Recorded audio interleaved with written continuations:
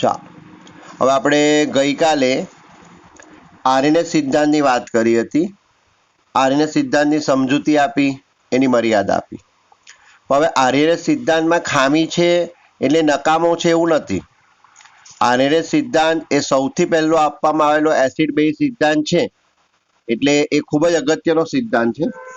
તો એની ઉપયોગિતા શું તે આપણે કહી દઈએ. તો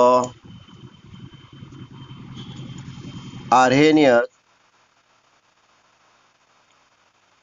સિદ્ધાંતની ઉપયોગિતા. તો આરએનએસ સિદ્ધાંત એ એસિડ બેઝનો પહેલો સિદ્ધાંત છે, એટલે સ્વાભાવિક છે એમાં મર્યાદા હોવા છતાં એ કામનો છે. તો એની શું ઉપયોગિતા છે? તો આ સિદ્ધાંતની મદદથી વિવિધ એસિડ અને બેઝની સાપેક્ષ પ્રબળતા નક્કી કરી શકાય છે. તો વિવિધ એસિડ અને બેઝની સાપેક્ષ પ્રબળતા નક્કી કરી શકાય છે.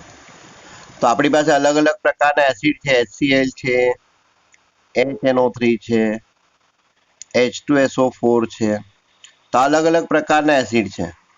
તો આમાંથી કોની એસિડિકતા વધારે બરાબર છે, એ રીતે આપણી પાસે બેઝ છે, NOH છે, KOH છે.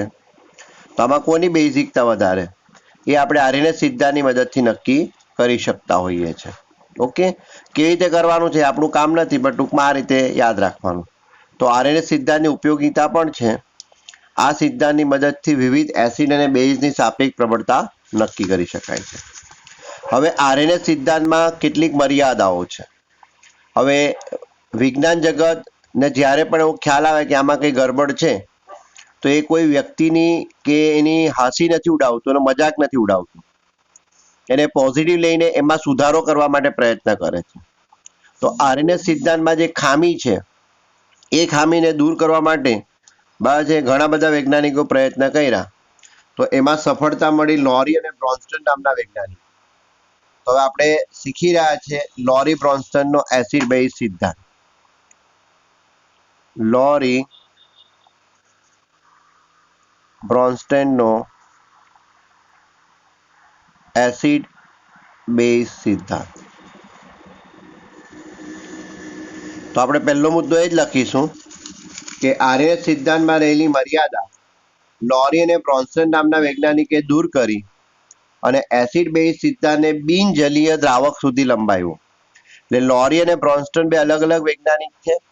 એ લોકોએ આરએનએસ સિદ્ધાંતમાં સુધારો કર્યો અને એસિડ બેઝ સિદ્ધાંતને બિનજલીય દ્રાવક સુધી લંબાવ્યો. આપણે ગઈકાલે કહીને આવ્યા હતા કે આરએનએસ સિદ્ધાંતમાં દ્રાવક તરીકે પાણી લેવું જોઈએ, પણ આ બે એવું કહે છે ના, એવું જરૂરી નથી. દ્રાવક તરીકે તમે પાણી ન લેશો તો બી ચાલશે.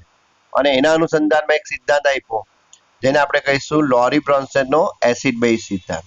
તો સૌથી પહેલા તો આપણે કોમન વસ્તુ આ જ લખીશું કે ભાઈ આરએનએસ સિદ્ધાંતમાં રહેલી મર્યાદા લોરી અને બ્રોન્સ્ટેન નામના વૈજ્ઞાનિકે દૂર કરી એસિડ બેઝ સિદ્ધાંતને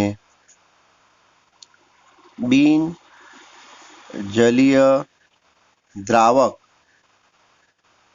સુધી લંબાવ્યો. એટલે કે આમનું એવું કેવું છે કે દ્રાવક તરીકે તમે પાણી ન લેશો તો પણ ચાલશે, લેવ તો બી વાંધો નથી, ન લેવ તો બી વાંધો નથી. હવે આ સિદ્ધાંત શું કહે છે? તો આ સિદ્ધાંત નીચે પ્રમાણે છે. તો આ સિદ્ધાંત પ્રમાણે એસિડ બેઝ કેવી રીતે નક્કી કરી શકાય? તો આ સિદ્ધાંત એવું કહે છે કે એસિડ એવો પદાર્થ છે કે જે રાસાયણિક પ્રક્રિયા દરમિયાન પ્રોટોનનું દાન કરે છે. પ્રોટોન એટલે H+ નું દાન કરે છે. એટલે જ્યારે જ્યારે કોઈ રાસાયણિક પ્રક્રિયા થતી હોય અને તમને એવું ખબર પડે કે આ પદાર્થે પ્રોટોન આપ્યો છે, તેનો મતલબ એ એસિડ છે. અને બેઝ એવો પદાર્થ છે કે જે રાસાયણિક પ્રક્રિયા દરમિયાન પ્રોટોન H+ આયનનો સ્વીકાર કરે છે. એટલે જ્યારે કોઈ રાસાયણિક પ્રક્રિયા થતી હોય અને તમને એવું ખબર પડે કે ભાઈ આને પ્રોટોનનો સ્વીકાર કર્યો છે, એનો મતલબ એ બેઝ છે. ઓકે, તો એસિડ બેઝ કોને કહેવા, તો એની વ્યાખ્યા થઈ ગઈ. તો ઇન્ટુ ઇન્વર્ટેડ કોમામાં લખીએ, એસિડ એવો પદાર્થ છે કે જે રાસાયણિક પ્રક્રિયા દરમિયાન પ્રોટોન ગુમાવે છે અને બેઝ એવો પદાર્થ છે કે જે પ્રક્રિયા દરમિયાન પ્રોટોન સ્વીકારે છે. તો એસિડ કોને કહેવું અને બેઝ કોને કહેવું, તો એનો જવાબ આવી ગયો.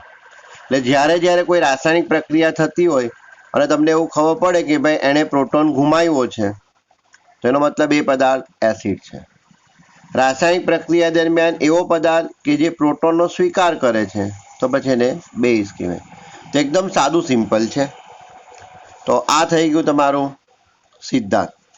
તો આને સમજાવો તો પડે, તો આપણે સમજાવીશું. તો ગઈકાલે યાદ કરો કે એમોનિયા અને HCl ની પ્રક્રિયામાં HCl તો એસિડ છે પણ એમોનિયા બેઝ છે, એ સમજાવી શકાતું નહીં હતું. તો આપણે એ જ લઈ લઈએ. એમોનિયા અને HCl ની પ્રક્રિયામાં એમોનિયા એ બેઝ છે, તે આર્હેનિયસ સિદ્ધાંત વડે સમજાવી શકાતું નથી, પરંતુ લોરી-બ્રોન્સ્ટેડ સિદ્ધાંત વડે NH3 બેઝ છે તે સમજાવી શકાય છે. તો કેવી રીતે સમજાવી શકાય છે, તો જ્યારે એમોનિયા અને HCl વચ્ચે પ્રક્રિયા થશે ને, તો ત્યારે આ HCl જે છે એ પ્રોટોન આપશે એટલે આ એસિડ છે, અને આ એમોનિયા જે પ્રોટોનનો સ્વીકાર કરશે માટે બેઝ. લોરી-બ્રોન્સ્ટન સિદ્ધાંત પ્રમાણે HCl એ પ્રોટોન આપે છે, આથી તે એસિડ છે. તેમજ એમોનિયા એ પ્રોટોનનો સ્વીકાર કરે છે, માટે NH3 બેઝ છે. તો સમીકરણની રીતે લખીએ તો આ HCl અને આ એમોનિયા, તો આ એસિડ છે, આ બેઝ. તો આ બે વચ્ચે પ્રક્રિયા થાય તો એસિડ શું કરશે, પ્રોટોન ગુમાવશે. હવે આ જો પ્રોટોન ગુમાવે તો શું બને, Cl - 1 બને. અને આને પ્રોટોન આપી દીધો, બસ. એટલે એમોનિયાએ પ્રોટોન લીધો તો એ પ્રોટોન સ્વીકારીને શું બનશે, NH4+1. તો લોરી-બ્રોન્સ્ટન સિદ્ધાંત પ્રમાણે આપણે એમોનિયા બેઝ છે સમજાઈ શક્યા. હવે આના ઉપરથી બીજી બે વ્યાખ્યા આવે છે. જો એસિડ પ્રોટોન ગુમાવી દે અને જે નિપજ આપે છે એને કહેવાય સહયુગ્મી બેઝ. તો આને સહયુગ્મી બેઝ કહેવાય. હવે બેઝે શું કર્યું, પ્રોટોનનો સ્વીકાર કર્યો, અને આને પ્રોટોનનો સ્વીકાર કર્યો એટલે શું બની ગયો, NH4+1. તો આને શું કહેવાય, તો આને કહેવાય છે સહયુગ્મી એસિડ. તો તમને એક્ઝામમાં હવે આવું પણ પૂછી શકાય. ઓકે, પણ આની વાત આપણે 2 સેકન્ડ પછી કરીએ છીએ, પણ આ પણ પૂછી શકાય. તો આને લોરી-બ્રોન્સ્ટન પ્રક્રિયા કહેવાય. અને આ લોરી બ્રોન્સન પ્રક્રિયા પણ તમને અલગથી પૂછવી હોય તો પરીક્ષક પૂછી શકે. આ સહયુગ્મી એસિડ બેઝ ઓળખાવો એ પણ તમને અલગથી પૂછી શકે. પણ અત્યારે આપણે શું કરી રહ્યા છે, તો અત્યારે આપણે આખો લોરી બ્રોન્સન સિદ્ધાંત સમજાવી રહ્યા છીએ, તો પહેલા એ સમજાવી દઈએ. તો હવે આના ઉપરથી આપણે સહયુગ્મી એસિડ અને બેઝની પણ વ્યાખ્યા લખી નાખવાની. શું આવશે? તો એસિડ પ્રોટોન ગુમાવીને જે નિપજ આપે છે તેને સહયુગ્મી બેઝ કહે છે. આ ખબર હોવી જોઈએ. પછી તમારે લખવાનું સહયુગ્મી એસિડની વ્યાખ્યા. તો બેઝ પ્રોટોનનો સ્વીકાર કરીને જે નિપજ આપે છે ને સહયુગ્મી એસિડ કહે છે. બેઝ પ્રોટોન સ્વીકારીને જે નિપજ આપે છે તેને સહયુગ્મી એસિડ કહે છે. ઓકે, તો આટલું લખવાનું છે. હવે આટલું લખ્યા પછી બરાબર છે, તમારે આ સિદ્ધાંતમાં પણ મર્યાદા છે. તો આ સિદ્ધાંતની મદદથી બધા જ પદાર્થોને આપણે એસિડ બેઝ તરીકે વર્ગીકૃત કરી શકીએ છીએ. પણ કેટલાક પદાર્થો એવા છે કે જેને એસિડ બેઝ તરીકે વર્ગીકૃત કરી શકતા નથી. એટલે આ સિદ્ધાંતમાં પણ મર્યાદા છે. એટલે આપણે લખીશું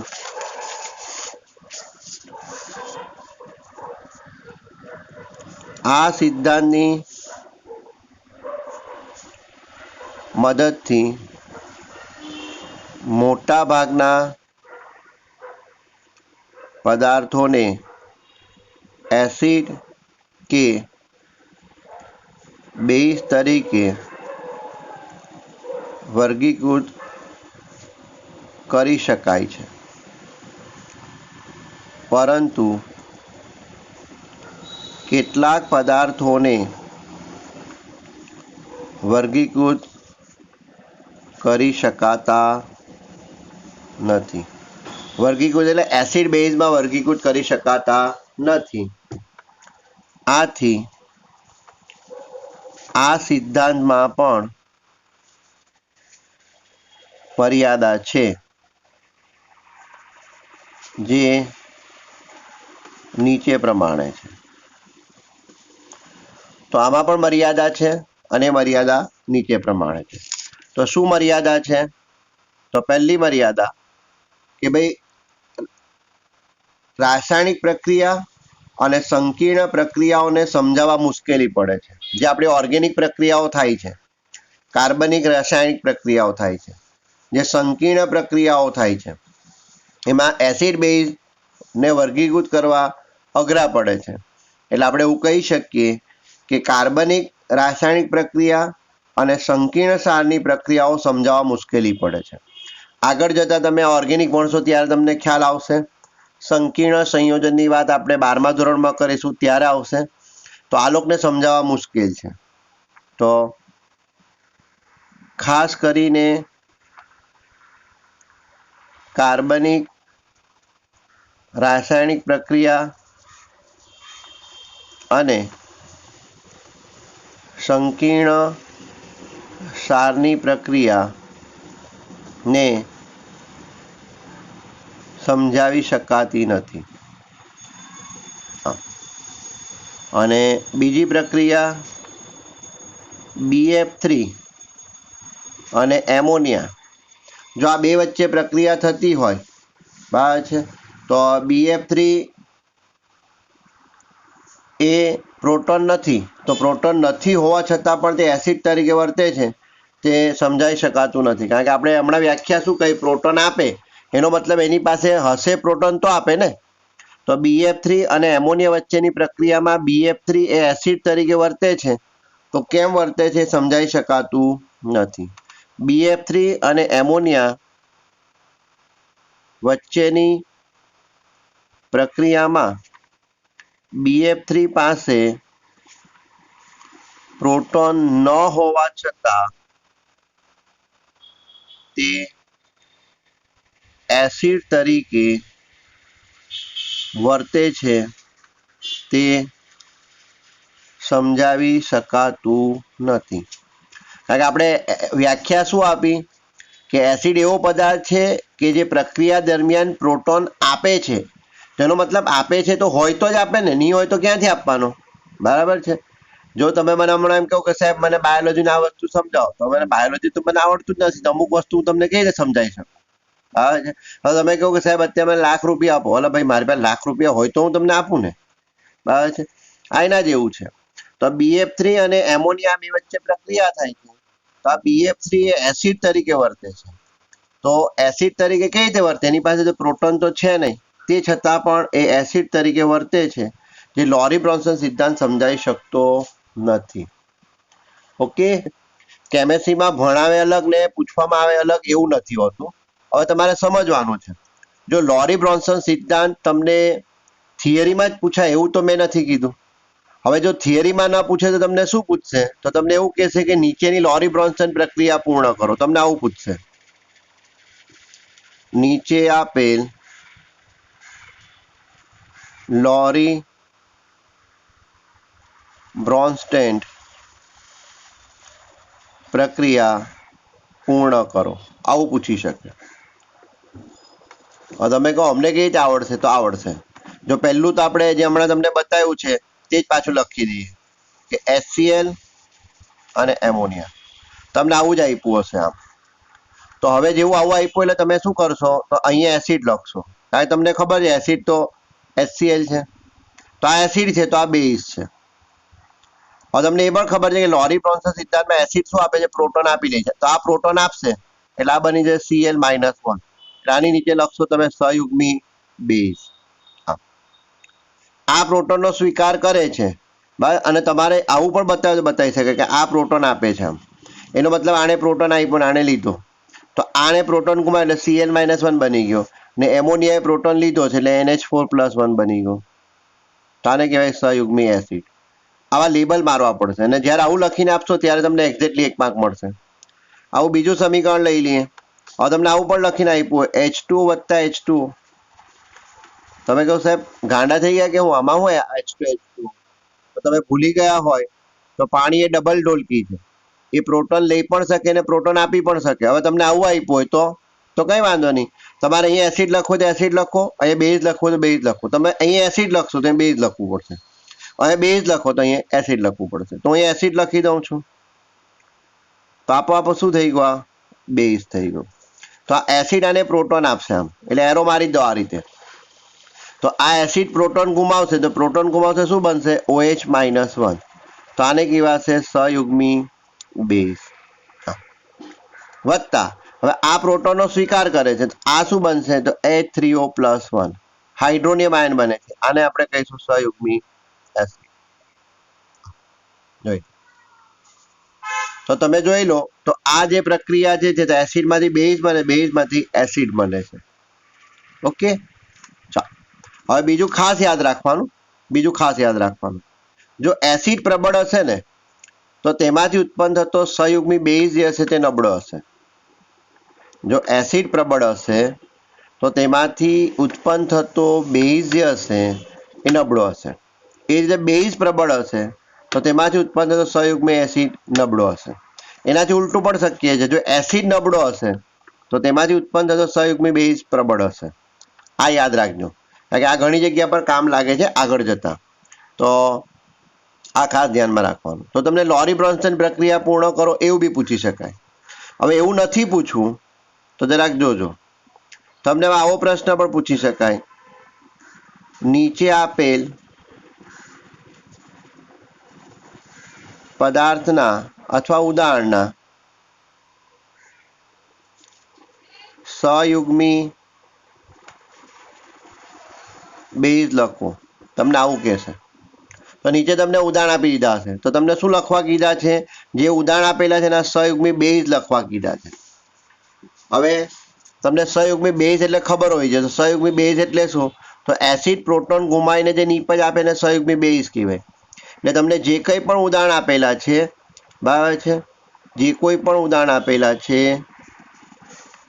એમાં તમારે શું કરવું પડશે? પ્રોટોન કાઢી નાખવું પડશે. તો આ તમારા ઉદાહરણ થઈ ગયા. અને હવે તમને શું લખવા ગયું? સહયુગ્મી બેઝ. તો આનો સહયુગ્મી બેઝ એટલે આમાંથી પ્રોટોન કાઢો તો શું આવશે? સહયુગ્મી બેઝ શું આવશે? તો આમાંથી પ્રોટોન કાઢી નાખીએ તો બનશે Cl-1. તો આનો સહયુગ્મી બેઝ થઈ ગયો. H2SO4 તો આમાં તો 2 પ્રોટોન છે તો એક ગુમાવશે તો બનશે HSO4-1. તો આ જવાબ બી સાચો. બંને ગુમાવી દે તો બને છે SO4H2-2 સલ્ફેટ આયન. તો આ બી સાચું. HNO3 તો એમાંથી પ્રોટોન ગુમાવો તો NO3-1. પાણીમાંથી પ્રોટોન ગુમાવો OH-1. તો જોઈ લો, તમને આવું બી પૂછી શકાય. તો તમને એવું કીધું છે કે સહયુગ્મી બેઝ લખો, એનો મતલબ તમને વ્યાખ્યા ખબર છે કે એસિડ પ્રોટોન ગુમાવીને જે નિપજ આપે ને સહયુગ્મી બેઝ કહેવાય. તો જે કોઈ પણ તમને ઉદાહરણ આપેલું છે એમાંથી તમારે પ્રોટોન દૂર કરી દેવાનો છે. શું કરી દેવાનો છે? પ્રોટોન દૂર કરવાનો છે. ઓકે, આ તમને સમજાવવું જોઈએ. દાખલા તરીકે એક ઉદાહરણ લખું, CH3COOH. તો આ એસિડિક એસિડ છે. તમે કહો 3 ને 4 પ્રોટોન છે. ના, એવું નહીં. આ એક જ પ્રોટોન દૂર થશે એટલે CH3COO-1. આવું થાય. બરાબર છે. હાઇડ્રોજન સાયનાઇડ તો CN-1. આ રીતે પડી સમજણ? તો આ તમને સમજાવવું જોઈએ. ઓકે, તો આ થયા તમારા સહયુગ્મી બેઝ. તો આ રીતે પણ તમને પૂછી શકાય. આવું પણ નથી પૂછવું તો હવે તમને એવું પૂછી શકાય, નીચે આપેલ ઉદાહરણના સહયુગ્મી એસિડ લખો. તો જે ઉદાહરણ આપેલા એના સહયુગ્મી એસિડ લખો. તો આપણે હમણાં તમને વ્યાખ્યામાં શું કહ્યું જોઈ લો કે બેઝ પ્રોટોનનો સ્વીકાર કરે છે અને જે નિપજ આપે એને સહયુગ્મી એસિડ કહેવાય. એટલે હવે તમને વ્યાખ્યા ખબર છે કે સહયુગ્મી એસિડ એટલે શું? તો બેઝ પ્રોટોનનો સ્વીકાર કરે છે અને જે નિપજ આપે એને સહયુગ્મી એસિડ કહેવાય. તો જે ઉદાહરણ છે એમાં તમારે પ્રોટોન એડ કરવું પડશે. તો આ તમારા ઉદાહરણ છે ના, આ બાજુ આપણે લખીશું સહયુગ્મી એસિડ. તો માની લો કે તમને આપ્યું છે OH-1. તો આ OH-1 માં પ્રોટોન એડ કરો તો શું બની ગયું? પાણી બની ગયું. બરાબર છે. તમે એવું માની લો કે ભાઈ તમને આપ્યું છે એનિલિન. એનિલિન એટલે બેન્ઝીનની ઉપર NH2. તો આને એનિલિન કહેવાય છે. તો આ પ્રોટોનનો સ્વીકાર કરશે એટલે બની જશે NH3+1. NH3+1 આવી રીતે. બરાબર છે. તમને આપ્યું છે હાઇડ્રોજન NH2H4. આને હાઇડ્રેઝિન કહેવાય. અને બીજી રીતે લખીએ તો NH2 આ રીતે લખાય. તો આમાં પ્રોટોન ઉમેરો તો NH2H5+1 આવી રીતે. તમને આપ્યું છે HSO4-1. તો આમાં પ્રોટોન ઉમેરો તો શું બની જાય? H2SO4. તમને વ્યાખ્યા ખબર હશે ને એટલે તમારું કામ થશે. તમને સહયુગ્મી એસિડ લખવા કીધા છે તો સહયુગ્મી એસિડની વ્યાખ્યા શું એ યાદ કરો. તો ભાઈ બેઝ પ્રોટોનનો સ્વીકાર કરે છે ને જે નિપજ આપે એને સહયુગ્મી એસિડ કહેવાય. તો આ જે કંઈ પણ ઉદાહરણ છે એમાં તમારે પ્રોટોન ઉમેરવાના છે અને પ્રોટોન ઉમેરો એટલે તમારું કામ થવા માંડશે. ઓકે, આ રીતે માનો કે તમને SO4H2-2 આપ્યા છે તો આના જવાબ બે આવશે, HSO4-1 પણ આવશે અને H2SO4 પણ આવશે. આવું થશે. તમને Cl-1 આપ્યું છે, તમે પ્રોટોન એડ કરો તો HCl થઈ ગયું. જો પહેલા જ ઉદાહરણને બધા રિવર્સ કરી દીધા. તો કહેવાનો ભાવાર્થ એ છે કે જો લોરી બ્રોન્સ્ટન આખી થિયરી નથી પૂછાતી તો પછી પરીક્ષક આવા 3 પ્રકારના પ્રશ્નો પૂછી શકે. આવા 3 પ્રકારના. નંબર 1, લોરી બ્રોન્સ્ટન પ્રક્રિયા પૂર્ણ કરો જેમાં તમને લેફ્ટ હેન્ડ સાઈડ આપેલી હોય, તમારે રાઈટ હેન્ડ સાઈડ લખવાની હોય ને સાથે આવા લેબલ મારવા પડે કમ્પલસરી. બરાબર છે? ઓકે, એવું પણ નથી પૂછવું તો એવું પૂછી શકે આપેલ ઉદાહરણના સહયુગ્મી બેઝ લખો. સહયુગ્મી બેઝ એટલે આપેલા ઉદાહરણમાં બધામાંથી તમે પ્રોટોન દૂર કરો. તો આપેલા જેટલા પણ ઉદાહરણ એમાંથી આપણે જો પ્રોટોન કાઢી નાખ્યા. ઓકે, તમને એવું કહે કે ભાઈ સહયુગ્મી એસિડ લખો તો જેટલા પણ ઉદાહરણ છે બધામાં પ્રોટોન એડ કરી દો. જેટલા હોય એમાં જે આપ્યું છે એમાં પ્રોટોન તમારે ઉમેરવાનો છે. તો આવી તમે 2-3 પ્રેક્ટિસ કરો એટલે તમને કશો વાંધો આવે નહીં. એટલે ગાઈડ અપેક્ષિત રેફરન્સ બુકમાં તમે આ બધી વસ્તુઓની પ્રેક્ટિસ કરતા જાઓ તો તમારું કામ થઈ જાય. અને આ રીતે કામ કરવાનું છે. એટલે તમે તો શું છે કે ભાઈ ગોખણિયા છો એટલે પોપટની જેમ લોરી બ્રોન્સન થિયરી ગોખી નાખો, બરાબર છે. અને પછી જ્યારે તમે કેમેસ્ટ્રીની એક્ઝામ આપવા જાઓ ત્યારે પાસે રડતા આવો. તો રડતા આવવાનું કારણ જ આ છે કે એવું કહ્યું નથી કે 100% લોરી બ્રોન્સન પૂછાશે, પણ લોરી બ્રોન્સન આ રીતે બી પૂછાશે. એટલે હંમેશા આવી તૈયારી કરો, બરાબર છે. મોટા સવાલમાંથી નાના સવાલો કઈ રીતે પૂછી શકાય એ દીકરા તમારે શીખવાનું છે. અને જે કંઈ પણ શીખવીએ ને પછી તમારી પાસે જે કંઈ પણ રેફરન્સ બુક હોય એમાં એમસીક્યુનું રીડિંગ કરો એક્સ્ટ્રા, બરાબર છે. ખાલી અમે કે કરીએ છીએ દીકરા એનાથી કામ ન થાય. છે ઓકે ઓકે ઓકે. આજે બધા બોલતા નથી, શું છે તકલીફ છે કઈ? પરીના પ્રિયાંશી છે કે? પરીના નથી લાગતી આજે છે પરીના? હા આજે નથી, ચાલો વાંધો નહીં. હવે આપણો છેલ્લો સિદ્ધાંત, તમને પરીક્ષક આવું પણ પૂછી શકે, સર્વમાન્ય એસિડ બેઝ સિદ્ધાંતની ચર્ચા કરો. તમને આવું પણ કહી શકે. તો વિચાર કરો આ કયો સિદ્ધાંત છે આવો સર્વમાન્ય? તો ભાઈ લુઈસનો સિદ્ધાંત છે. એટલે તમને સાદી ભાષામાં એવું કહે છે કે લુઈસનો એસિડ બેઝ સિદ્ધાંત સમજાવો. સર્વમાન્ય કેમ? તો શબ્દ જ છે જો સર્વમાન્ય, બધાને માન્ય. એટલે આ સિદ્ધાંતમાં કોઈ ભૂલ છે નહીં. તો આપણે શરૂઆત અહીંયાથી જ કરીશું કે લોરી બ્રોન્સ્ટનમાં રહેલી ભૂલ એ લુઈસ સિદ્ધાંત દ્વારા દૂર કરી શકાય, બરાબર છે. તો લુઈસે શું કર્યું? તો લોરી બ્રોન્સન તે જેટલા પદાર્થોને એસિડ અને બેઝ તરીકે વર્ગીકૃત કરેલા એ બધા જ પદાર્થની ઇલેક્ટ્રોન રચનાનો અભ્યાસ કર્યો. અને ઇલેક્ટ્રોન રચનાનો અભ્યાસ કરતા માલુમ પડે છે કે આ લોરી બ્રોન્સન સિદ્ધાંતમાં જે પ્રોટોનની આપલે થાય છે, એસિડ પ્રોટોન આપે છે અને બેઝ પ્રોટોન લે છે, તો તેમાં મુખ્ય ફાળો જે છે એ તેમાં રહેલા ઇલેક્ટ્રોનનો છે. અને ઇલેક્ટ્રોન રચનાના અભ્યાસ ઉપરથી એણે એક સિદ્ધાંત આપ્યો જેને આપણે કહીશું લુઈસનો એસિડ બેઝ સિદ્ધાંત. તો શરૂઆતમાં આપણે આ જ લખીશું કે ભાઈ લુઈસે લોરી અને બ્રોન્સ્ટન જે પદાર્થોને એસિડ કે બેઝ તરીકે વર્ગીકૃત કર્યા હતા તેમની ઇલેક્ટ્રોન રચનાનો અભ્યાસ કર્યો અને આ અભ્યાસ પરથી લુઈસને સમજાયું કે એસિડ પ્રોટોન આપે છે અને બેઝ પ્રોટોનનો સ્વીકાર કરે છે, તેમાં ઇલેક્ટ્રોનનો ફાળો હોય છે. આથી બધા જ પદાર્થોની ઇલેક્ટ્રોન રચનાનો અભ્યાસ કરી લુઈસે નીચે પ્રમાણે એસિડ બેઝ સિદ્ધાંત રજૂ કર્યો.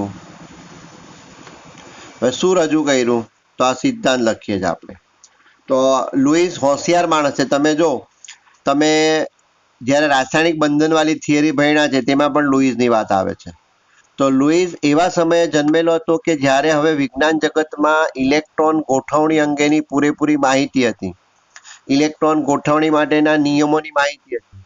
અને આ માહિતીનો ઉપયોગ લુઈસે કર્યો અને લુઈસે આ જેટલી પણ વાતો કરી છે એ બધી વાતો ઇલેક્ટ્રોન રચનાના આધારે કરેલી છે અને એટલા માટે લુઈસની બધી વાતો સાચી પડે છે.